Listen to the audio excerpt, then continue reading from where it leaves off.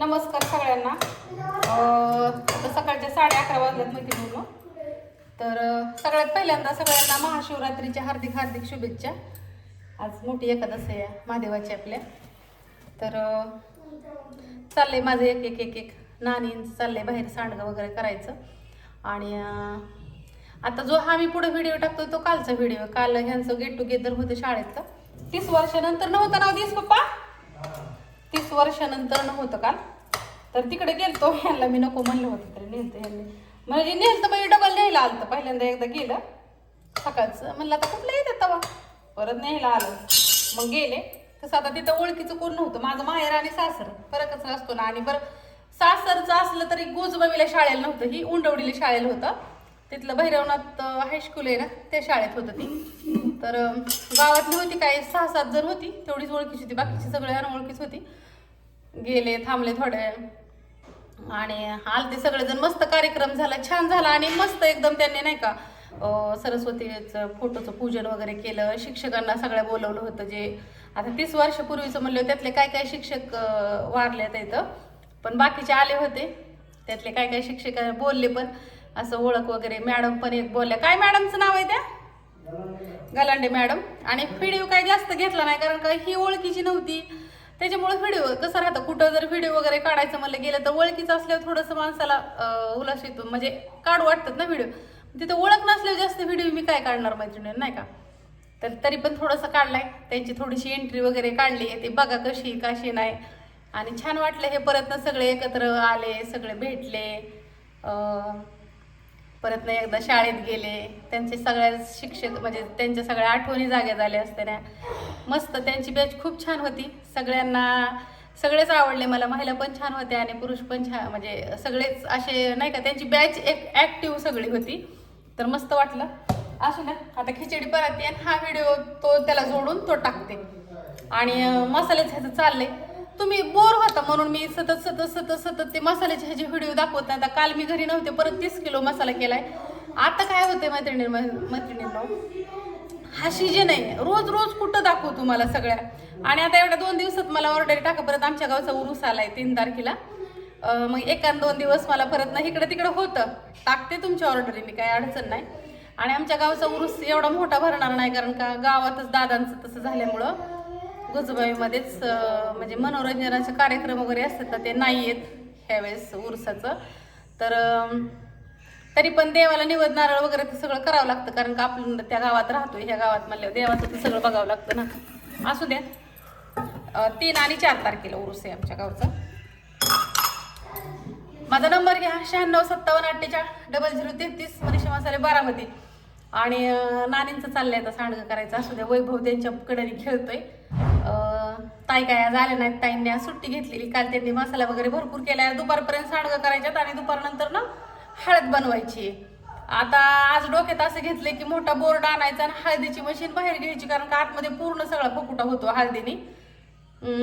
ऑर्डरी टाका, काही अडचण नाही. माझे व्हिडिओ आले टायमिंगला, नाही आले कधी कधी मला पण कंटाळा येतो रोज व्हिडिओ टाकायचं. नको वाटतं. एखाद्या दिवशी तरी वाटतं थोडंसं रिलॅक्स असावं. आज रविवार आहे. आज आता दुपारपर्यंत सगळं काम करायचं आणि दुपारनं थोडंसं नियोजन चाललंय. म्हणजे माझं नियोजन चाललंय, मला देवाला जायचंय. आणि देवाला कुठल्या तर मला जायचंय सोमेश्वरला. आज एकादशी पण महादेवाची आहे. आणि माझं सोमेश्वरावरती पण लय श्रद्धा आहे, भक्ती आहे. तर असं चाललंय नियोजन. आता दुपारनं कसं घडतंय त्याच्यावरती. कारण का आज आमच्या लग्नाचा वाढदिवस आहे. आज आहे 29 मार्च 2026 आणि आमचं 2003ला लग्न झालं. 29/3/2003ला. होय दाजी. नेलं ह्यांनी तर जायचं. हे म्हणलं चल तुला कुठं जायचंय तर जायचं. ते म्हणलं नाही तर मग आपलं काम आहेच, त्यात काय वाद नाही. काल गेलो बारामतीला छानपैकी. मला 2-3 मस्त सुंदर अशा साड्या घेतल्या कारण मला नव्हत्या साड्या त्याच्यामुळं. होत्या पण असं काहीतरी घ्यावं वाटतं. आणि ही चला आता थोडंसं ही शॉर्ट काढलाय ते तुम्हाला टाकते.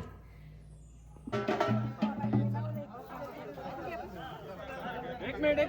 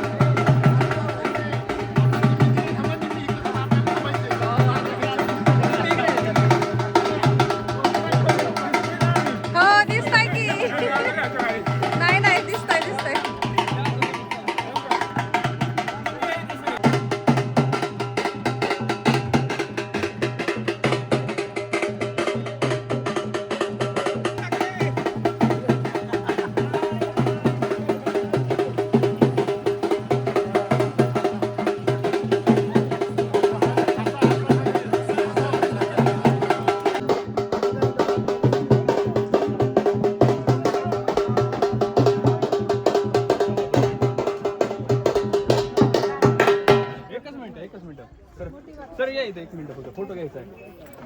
इथे बघा सगळे, तुम्ही सगळे इकडे समोर बघा. ताई सगळे समोर पाहिजे.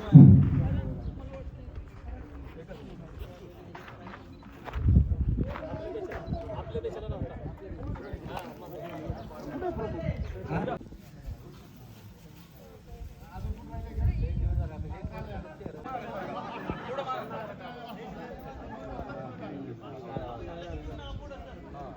कॅमेरेवाला आडवा येते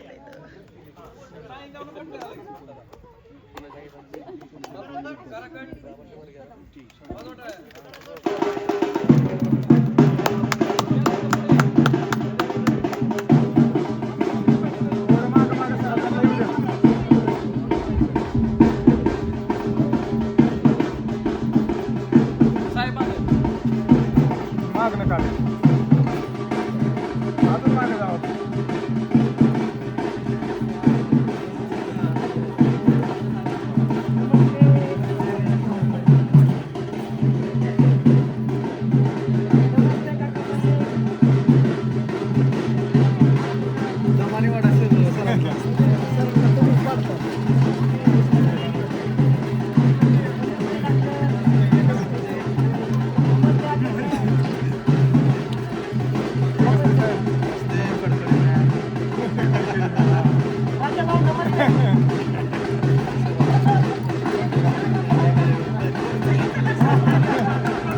काय ही सगळे माझे शिक्षक आहेत का चालूचे पण आहेत चालूचे नाही ते चालूचे फक्त सगळे रिटायर आहेत हे? चालूचे 2-3 होते फक्त. होय का ही बॉडी ही सगळी एकत्रच आहेत ना ती. हा का बरं बरं